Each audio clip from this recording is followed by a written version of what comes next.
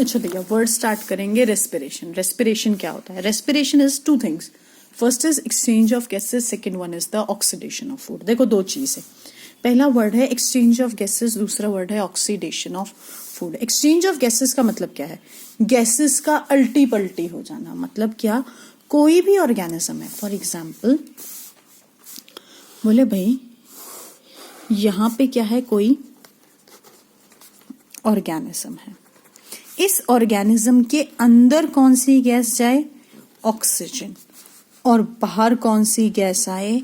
Carbon dioxide. This is known as what? This is known as gaseous exchange. अब सवाल आता है, ये गैसियस एक्सचेंज होता है तो क्यों होता है भैया? The gaseous exchange takes place due to the oxidation of food. यानी कि इस ऑर्गेनिज्म की बॉडी में प्रोसेस क्या हो रहा है? देखो भैया, क्या था? C6H12O6। इस ऑर्गेनिज्म ने क्या खाया भैया? इस ऑर्गेनिज्म ने ग्लूकोज खाया, दैट इज C6H12O6। और उसमें क्या ऐड हो गया? 6 ऑक्सीजन ऐड हो गया, तो it forms 6 CO2 plus 6 H2O plus energy. देखो क्या बन गया? 6 कार्बन डाइऑक्साइड और 6 वाटर मॉलिक्यूल और एनर्जी।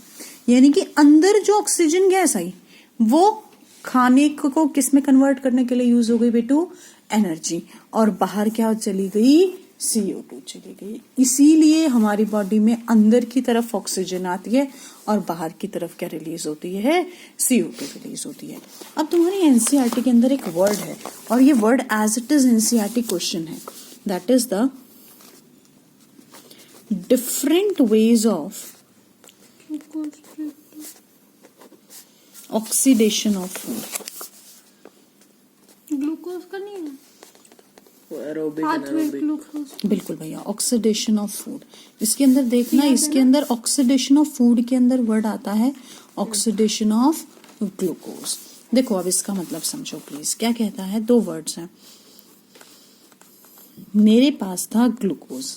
ग्लूकोज क्या है भैया? Glucose is a 6 carbon compound. इसका मतलब मुझे कभी भी समझाने की जरूरत नहीं पड़ती है, क्योंकि अभी अभी मैंने ग्लूकोज का फॉर्मूला लिखा था C6H12O6, तो उससे क्लियर है it is a 6 carbon compound. Hydrogen के मॉलिक्यूल्स 12 होते हैं, उसमें हाइड्रोजन के मॉलिक्यूल्स 12 होते हैं। नेक्स्ट क्या कहता है? इसमें एक प्रोसेस हुआ which is known as glycolysis. Glyco means glucose, lysis means breakdown, यानी कि ग्लूकोज का ब्रेकडाउन हो गया। कहाँ पर? In cytoplasm. लाइसिस पहले भी पढ़ाया था, फोटोलिसिस में। डिराइव्ड कहाँ से हुआ? ये नहीं पता है मेरे को। लिटिक एंजाइम्स पढ़े थे हमने, हाइड्रोलिटिक एंजाइम्स थे, ठीक है। इलेक्ट्रोलिसिस ऑफ वाटर पढ़ा था हम लोगों ने। तो लिसिस वर्ड तो हम लोगों ने कई बार पढ़ा, मुझे ये नहीं पता भैया इसका प्रॉपर डेरिवेशन कहाँ से हुआ है, ठीक है भैया। देखो कहाँ पर हुआ? ये साइटोप्लाज्म में हुआ, और क्या बन गया बेटू? पायरुवेट और पायरुविक एसिड बन गया। It is a 3 carbon compound जिसके 2 मॉलिक्यूल्स बनेंगे। भैया एक सीधा सा हिसाब है, 6 कार्बन का ग्लूकोज था और बीच में से टूट गया, तो कितने बनेंगे? 2 बन जाएंगे। 2 पायरुवेट या पायरुविक एसिड बनेंगे। देखो बेटू, पायरुवेट या पायरुविक एसिड चाहे कोई सा भी रेस्पिरेशन हो, एरोबिक हो चाहे एनारोबिक हो, सब में बनते हैं। और हमेशा ये प्रोसेस कहाँ होता है? साइटोप्लाज्म में होता है। अब अगला स्टेप क्या है भैया? अगला, इस पायरुवेट के 3 फेट हैं। फेट मतलब किस्मत है, 1 2 3। पहला क्या है? इन प्रेजेंस ऑफ ऑक्सीजन रख लेते हैं। देखो भैया, सबसे पहली चीज क्या हुई? ऑक्सीजन की प्रेजेंस में, यानी कि भैया ऑक्सीजन प्रेजेंट थी।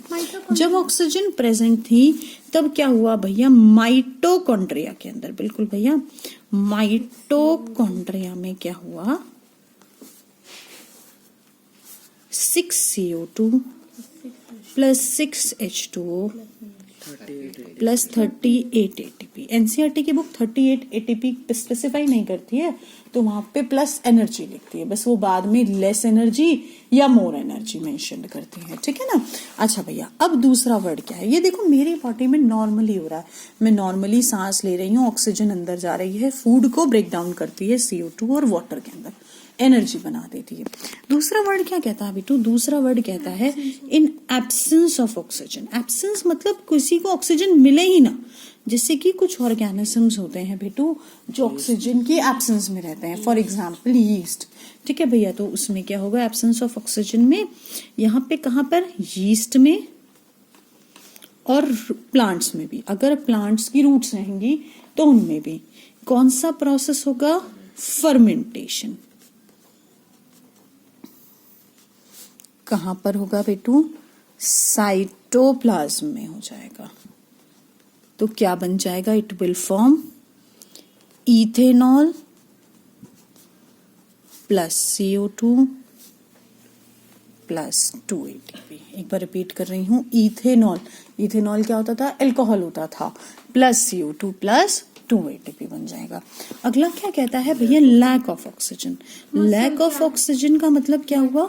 ऑक्सीजन कम थी। इसका मतलब ये कि इंसान सांस तो ले रहा है, ऑक्सीजन तो ले रहा है, ड्यूरिंग विग्रेस एक्सरसाइजेस वो काम ज्यादा कर रहा है पर ऑक्सीजन उसके लिए कम पड़ रही है। भैया देखो क्या हुआ, मैंने जाकर मैं रोज 1 किलोमीटर भी नहीं चलती हूँ, आज मेरे घर वालों ने मुझे 3 किलोमीटर भगाया, तो क्या हुआ? उसकी वजह से अब मुझे एक्सरसाइजेस की हैबिट नहीं है, तो ऑक्सीजन की कमी थी। And due to that what is formed?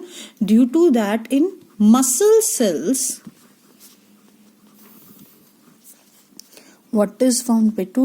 Lactic acid is formed plus 2 ATP, 2 ATP बन जाएंगे। बस सीधा सा काम है भैया। ये ना NCERT का क्वेश्चन भी है और इम्पोर्टेंट भी होता है एग्जाम के लिए।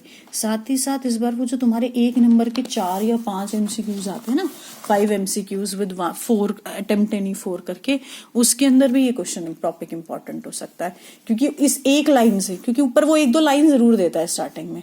उससे कुछ फायदा देता है? बात फायदे की नहीं ना बेटा, वो उसको स्टार्टिंग में लाइन देकर फिर वो 4 क्वेश्चंस पूछता है। जिस ऐसा टॉपिक में से देगा वो, जिस एक टॉपिक में से 5 क्वेश्चंस निकल सकते हैं, इस एक टॉपिक में से 10 क्वेश्चंस भी निकल सकते हैं। पूछ सकता है ये प्रोसेस कहाँ पर हुआ, ये क्या था, बना किस में, कब क्या हुआ। पहला वाला पेपर दिया था ना, फर्मेंटेशन की डेफिनेशन क्या होती है? अच्छा भैया, फर्मेंटेशन की डेफिनेशन क्या होती है? The break down of a substance in absence of oxygen. जब एक सब्सटेंस एब्सेंस ऑफ ऑक्सीजन में टूट जाए तो उसको आप क्या कहते हो बेटू? फर्मेंटेशन कहते हो। अपने खाने में यीस्ट डलता है, हमारे खाने में जो यीस्ट डलता है वो CO2 प्रोड्यूस करने के लिए डालते हैं, केक्स को फ्लफी बनाने के लिए डालते हैं, ठीक है, और थोड़ा सा ही बहुत नाम का अमाउंट ऑफ यीस्ट डालते हैं, ठीक है। और साथ ही साथ क्या होता है, जितनी भी अल्कोहल फैक्ट्रीज होती हैं, जो बियर फैक्ट्रीज होती हैं, विस्की फैक्ट्रीज होती हैं, उनके लिए यीस्ट का होना बहुत जरूरी है, क्योंकि वो यीस्ट पर ही बेस्ड होती हैं। वो किसी भी ग्लूकोज को सड़ाकर यीस्ट क्या बना देता है बेटू? इथेनॉल बना देता है। और कोई डाउट? अच्छा भैया, वर्ड था रेस्पिरेशन। अभी हमको पता चला 2 तरह के रेस्पिरेशन। पहला वर्ड एरोबिक रेस्पिरेशन,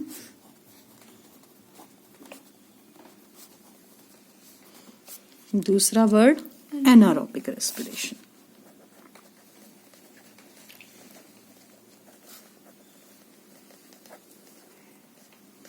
देखो क्या कहता है, डिफरेंसेस आना पेपर में कॉमन है।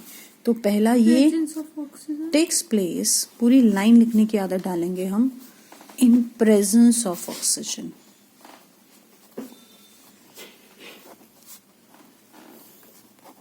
Next is it takes place in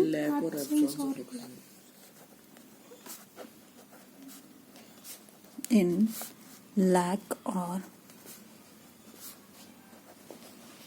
absence of oxygen. Next one क्या कहता है बेटू? बहुत ही उत्तम। देखो भैया, एरोबिक होता है टेक प्लेस इन दोनों में, साइटोप्लाज्म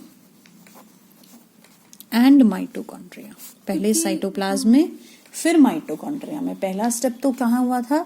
साइटोप्लाज्म में होता है, चाहे किसी का भी हो, पर एरोबिक में माइटोकॉन्ड्रिया। अच्छा भैया, अभी नहीं, फिलहाल है ना। अच्छा भैया, and this takes place in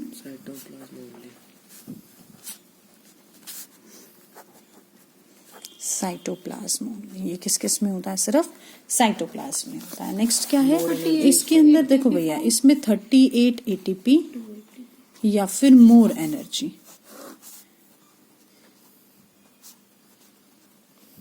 is released. यहाँ पर क्या लिखोगे बेटा? फर्मेंटेशन हो जाती है और फिर इन प्लांट सेल्स में वो हाँ तो डेड हो जाते हैं, एनारोबिक।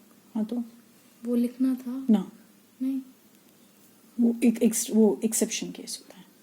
2 ATP और लेस एनर्जी इज रिलीज्ड। ठीक है, अभी लिखवाऊंगी वो। नेक्स्ट क्या कहता है बेटो? इसके अंदर क्या क्या बनता है? इसके अंदर CO2 and H2O are end products, मतलब जो आखिरी में जो आखिरी में बने थे। इथेनॉल, इथेनॉल, CO2 और lactic acid are end products. वैसे भी एंड का मतलब सबको ही पता है यार, जो लास्ट में बना हो।